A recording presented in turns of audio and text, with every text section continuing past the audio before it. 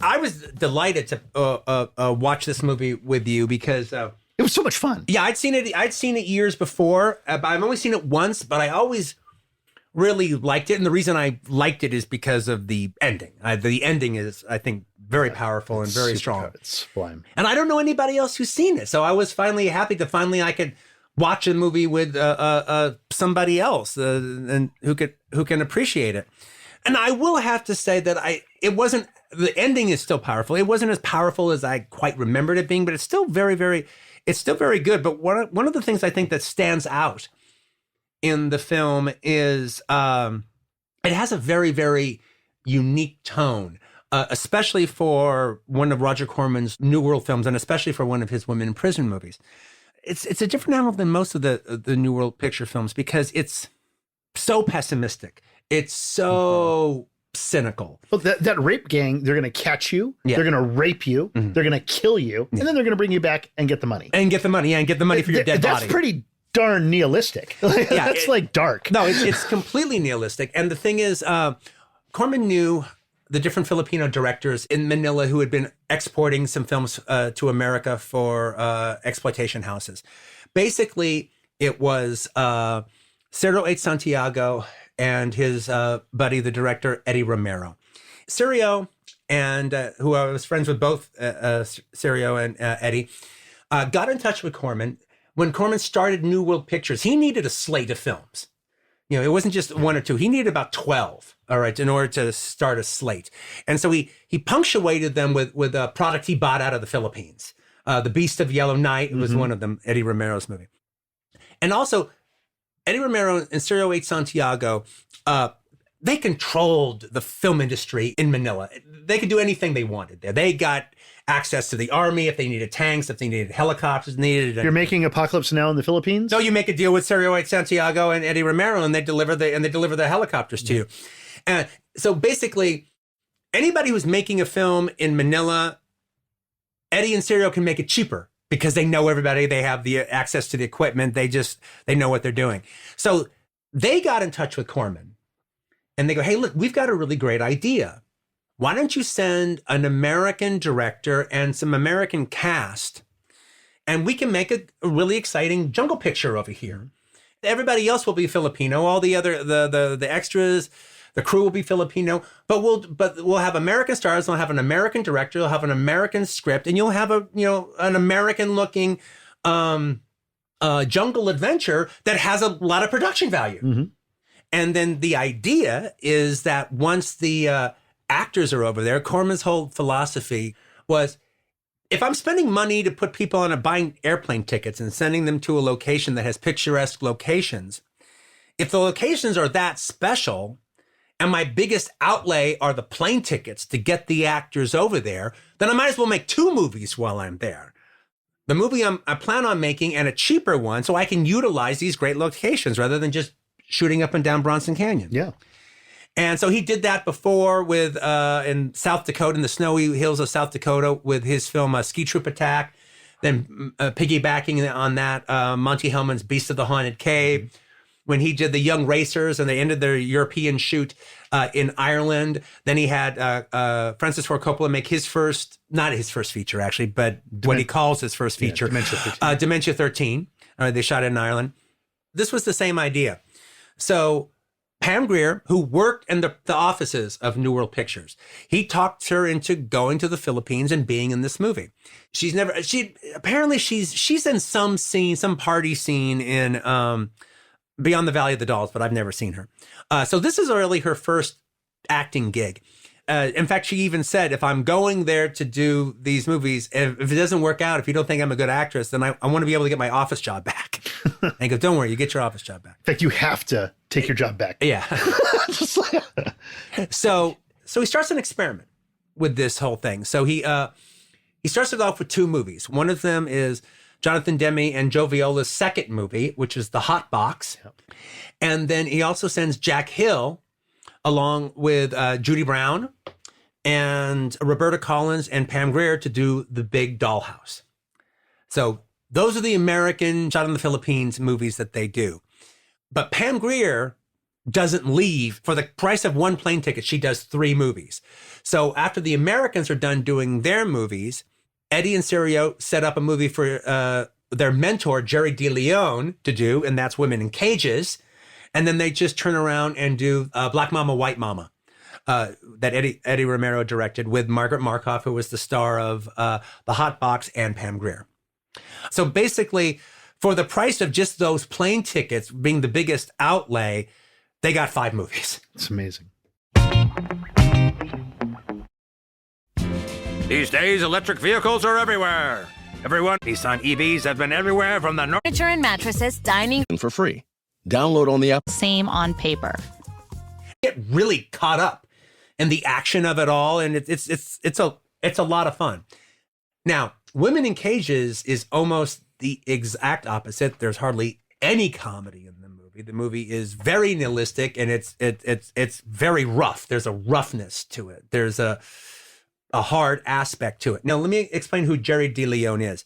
He was a very, very well-respected director in the Philippines, and he did other movies that could be labeled exploitation movies. The first Filipino horror movie to come out of the Philippines to play in American theaters is a film that they produced that Jerry directed called Terror as a Man, which is the first of their wannabe Dr. Moreau movies. So he only did one movie for Corman, Jerry DeLeon. And I asked Sarah why, and goes, well, he wanted to give it a shot. He thought it was really interesting what we were doing, and he wanted to try one. And he did it, and he liked it, but he didn't feel he wanted to do them anymore. He thought he did one, and this one was enough.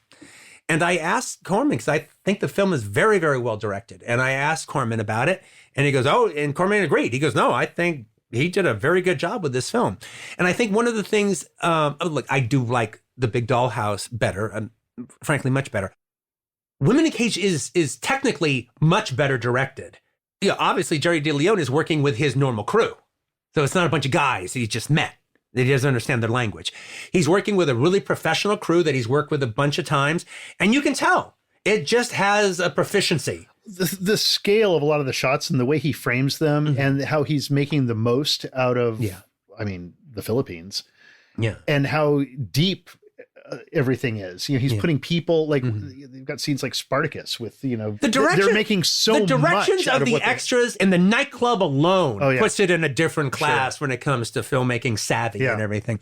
But the reason that I respond, especially to Women in Cages so much, is because of all the Filipino-backed movies that Corman did, including the Eddie Romero ones and including the Ciro H. Santiago ones, it's the most like a Filipino film. It could have been done in Tagalog if they didn't have the Americans running around. And what do I mean by that? Well, obviously it's a women in prison film, but this black market prostitution angle is as important. Well, as the movie goes on, it becomes even more important than the women in prison stuff. But see, those are classic genres out of Filipino movies. All right, a lot of popular Filipino melodramas are about a brothel and the prostitutes that work in the brothel and all their little individual stories, how they got there, what are their hopes and their dreams, split up between 3 or 4 different women. That's a subgenre.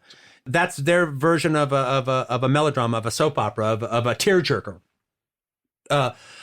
Movies about a bunch of taxi dancers, which taxi dancing was going on to this day, actually, in Manila. A bunch of taxi dancers working at a dance hall and their lives and whatever. And also prostitution in the Philippines is not illegal. It's not treated as this weird aberration of society, nor are the women who practice it treated in a second-class citizens kind of situation. It's a function. It's a simple... It's as above board as any country is going to make it. The way the movie maneuvers its characters to end up in this brothel, and especially the final shot, is very much like Filipino cinema, but it's all about the closing shot. The closing shot is what delivers the movie.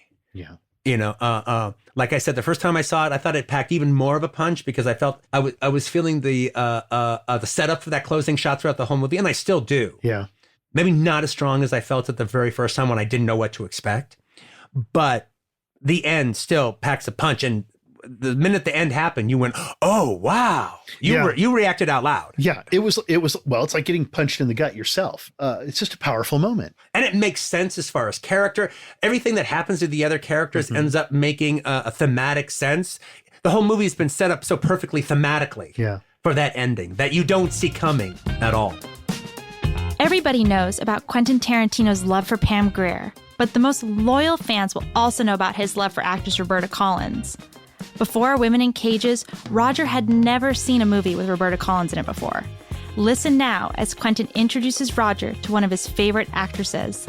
The two discuss her importance in exploitation films and Collins' role in Women in Cages. Obviously, everyone knows I'm a big Pam Grier fan, but also I'm a huge Roberta Collins fan. I think she's one of the most exciting actresses that appeared in both neural pictures and then just in exploitation movies of that era. Probably two of my favorite lesser known actresses of that era that are my two favorites are Linda Haynes from Rolling Thunder and Roberta Collins, which is sort of almost like her drive-in little sister or something. But I'm a huge fan of Roberta Collins. She's a staple in a lot of women in prison movies. She's in The Big Doll House. In Death Race 2000, she's Matilda the Hun. Yeah. She's funny. She's the Nazi in Death Race 2000. She's the first victim of the crocodile and Neville Brand in Eaten Alive. Yeah. And she steals the show in Jonathan Demme's first film as a director, Caged Heat. I have here, in Danny Perry's book, Cult Movies, Volume 1, he has a review of Jonathan Demme's Caged Heat. And then he writes in his review, this is about Roberta Collins, Demme gives all his characters a sense of humor, and they all, the actresses, prove adept at comedy, especially Roberta Collins, a sexploitation film veteran who I hope someday will be cast in an A picture. She's talented and beautiful and deserves such an opportunity. Hear, hear. I completely agree. And I read Roberta for a few different things that I've done. And she never got the part, but I brought her in quite a few times. And this is not her best performance, frankly. She's good in the movie. She stands out. I'm not quite buying her junkie act. Okay, so I'm just going to interject a little bit because we did talk about that a little bit. That and you were almost apologizing for her in this movie, but the truth is, I probably was, but I didn't mean to. More just that this is different from her normal work, which is more comedic. No, that's very true. No, normally there's a comedic edge to all of her work. And in this under Jerry, she's going dark. She's giving a dramatic, a deeply dramatic and kind of non-ironically dramatic performance. And I watched this. This is my first time seeing this film. And so I watched the movie and, okay, I'm not a Roberta Collins, or I wasn't a Roberta Collins fan before this. And I'm watching it. I just fell into her performance. Yeah. I thought she was doing a great fucking job. There's a whole bunch of gals in this film, and she's one of my favorites. I fell in love with her. She's vampy. Yeah. She's like, and you picked her out. You said, "Hey, who's this girl?" I go, "Oh, I was proud of her. I was happy. You picked her out of the crowd." I go, "Yeah, you're right. You got the right one. There you go, Roberta Collins." Like she's really like wrapped up in everything that's going on, and you can tell this is her chance. Somebody's given her some meat to work with. And she does. And she was really good at comedy. But you're right, she doesn't play comedy in this. Well, oddly enough, there's a weird thing in the film because the central figure of the film, but the central figure is rarely the most interesting character in any of these movies, is Jennifer Gann. She's very annoying throughout the whole film. I actually think she gets better as the movie goes on, but nevertheless, she's annoying. Especially because she's being railroaded by this guy, Rudy. And they go, "Well, I can't wait to tell Rudy. Let's get rid of it." I go, "Shut the fuck up. Can't you see he's thrown you in goddamn jail?" She's too stupid to realize that Rudy is the one that put her in jail. But Rudy's not so stupid to realize that at some point she's going to fucking figure it out. So he wants to bump her off, even though she's protecting him. He wants to bump her off in jail. So it turns out like almost all these girls are connected to Rudy in some way or another. So they go and they go, "Rudy's your boyfriend also?" Yeah, that ends up turning out to be that. And so part of the thing about Roberta Collins' character is she's a junkie and she needs to get access to smack. And so they make a deal with her. They go, "Okay, look, if you kill this girl, the Jennifer Gann character, if you kill this girl, we'll hook you up with smack. But then you kill her, then you don't have nothing to worry about. We'll take care of you all the way and we'll even get you out of here. When they go like, okay, here, this is for you, which is a little packet of heroin. This is for her, which is a poison sandwich. So she comes back into the jail cell, and Jennifer Ganser, she goes, hey, I got 2 sandwiches. Do you want one? So she goes, oh, okay. She gives it to her, and she takes the sandwich, and she doesn't really quite eat it because she's just too depressed. It's like it's her first couple of days in the jail. Not really hungry. She's not really hungry. So she just puts the sandwich down and falls asleep. When she wakes up, there's a fat motherfucking rat. I mean, as fat as a cat. Yeah, it's a small cat. Yeah, it's like a small cat. A plump small cat. And so they kill it, and it's just laying there dead next to the sandwich. They're like, oh, did the rat eat my sandwich? What was wrong with the sandwich? Then Roberta Collins does one of the grossest things of all the movies we watched. Does the grossest thing, and that includes baby powder sex with Susanna Love. All right. She takes her bare foot and kicks the dead rat down the shithole that's in the floor. Yeah, literally the shithole. So the next person who has to use that shithole has to sit on top of a fat rat. Dead fucking rat. But the fact that she uses her own bare foot to kick it away. And it's a real rat. It's a real rat. And it's not like rigor mortis is set in on that rat. That rat is that rat was freshly killed. Plump and juicy and kind of like a water balloon. Yeah. Like a soggy water balloon. I mean, I think we went, Both of us reacted. We absolutely reacted when it happened. That's no digital effect. That alone, she should get an Oscar as far as I'm concerned. All right, but aside from Pam Grier hamming it up as the warden, Alabama the warden, the closest thing to comedy this film has is Roberta Collins repeatedly trying to kill Jennifer Gann and never quite doing it.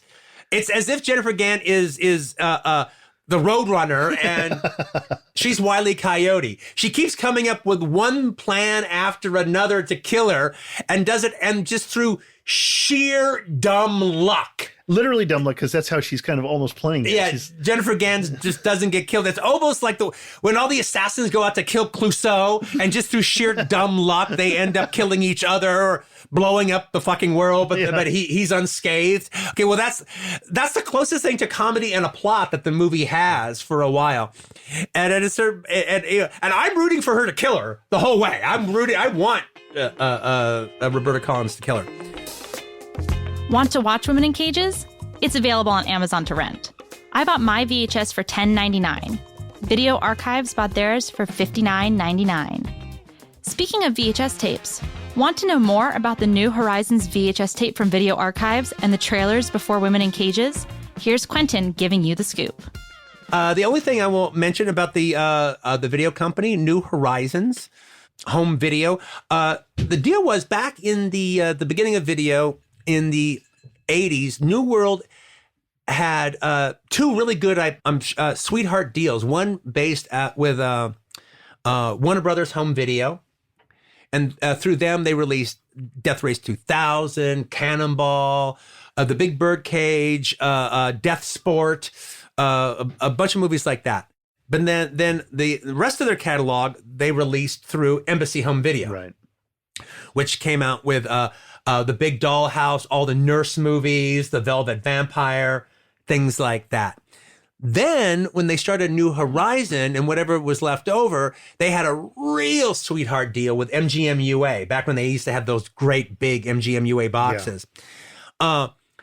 And then when those Italians ended up owning MGM for a while, they ended up not paying Corman, and Corman sued them, and it was Corman's lawsuit that made them file bankruptcy.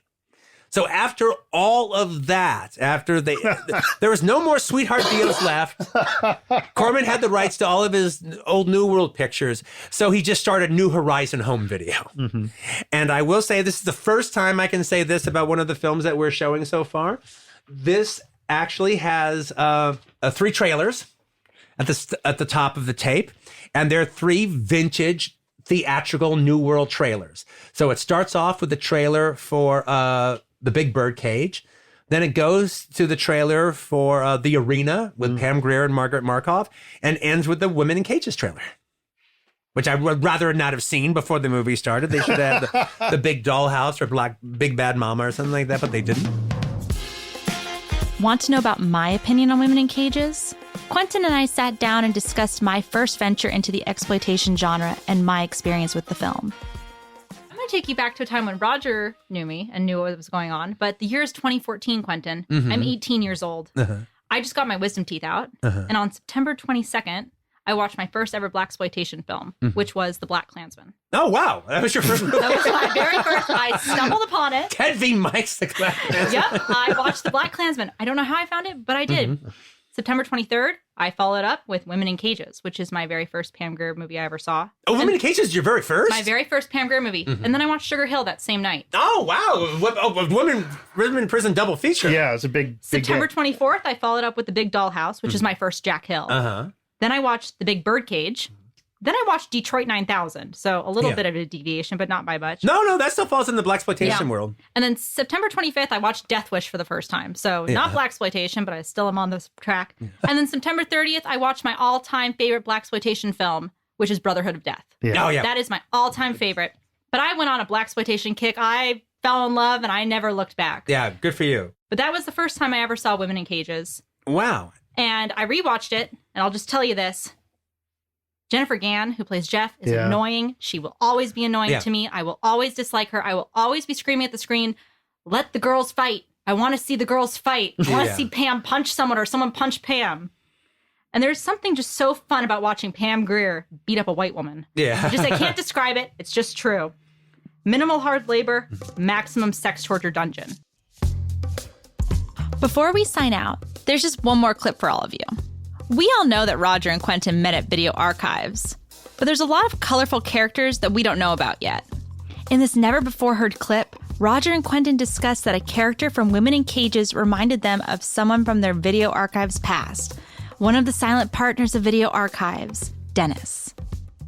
I just have to say right now that when we were watching this movie, two of the guys that I mentioned before who were the silent partners in the video store, Dennis and Rick, I think like they had some Filipino blood in them. And when I saw this Rudy guy in the movie, it was Dennis, man. Hey, that looks like Dennis. It's like, Jesus Christ, it's Dennis. And he behaved like Dennis, too. By the he way, was a gambler. Well, Dennis used to be the card clubs or something. Yeah, he used to be one of the manager of one of the card clubs in Gardena. So he actually is a Rudy type of character. He would show up at the store sometimes with a bunch of styrofoam containers full of roast beef and like potatoes from the card clubs. Yeah. Here, boys, some roast beef and everything. And then start doing let's play 21, for $100 a hand. Look, I found a minimum wage. I can't do that. You'd come in. He was a wild character. And when Rudy came in on this, I was like, oh my God, it's Dennis. It's frickin' Dennis.